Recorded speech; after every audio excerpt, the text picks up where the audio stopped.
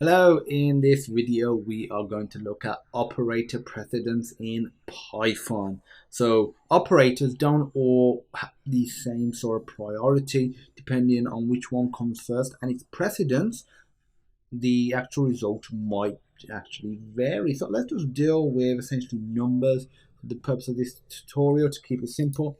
But here is a list of all of the operators and their precedence. So first is exponent, then you got the complement, the mathematical operations, and all the way down to the logical operators. They are last. So again, we'll just be dealing with just a few of them, and in terms of numbers, and I'll put a link to this in the video, with the video, so you can access that for later reference.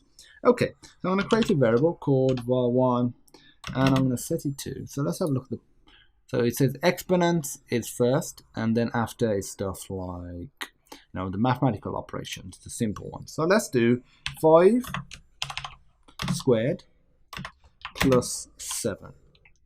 And now let's do the same, almost, but make it equal to 5 plus 7.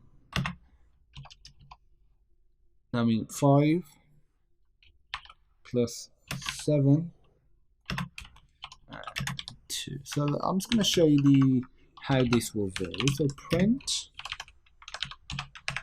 var1 and put in var2. So have a look, run it, and see what we get. Let's run it. Okay, you got 32 and 54, two different results. Okay, so with the first one, it goes through this table essentially. Okay, exponent, does that exist? Yes, so it's 5 squared, which is 25.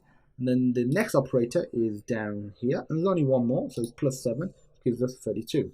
Whereas with this one, it first checks, does a exponent operator exist? Yes, it does. It's right here. So 7 squared is 49. Then it goes to the next operator. Even though this is written first, it goes to it afterwards because of the precedence. Plus 5 onto 49, you get 54. And honestly, there's not much more to it than that. Depending on the order, would yield a different result. So just bear that in mind. So that's it for this video on operator precedence. Thanks for watching, and I look forward to seeing you in the next video.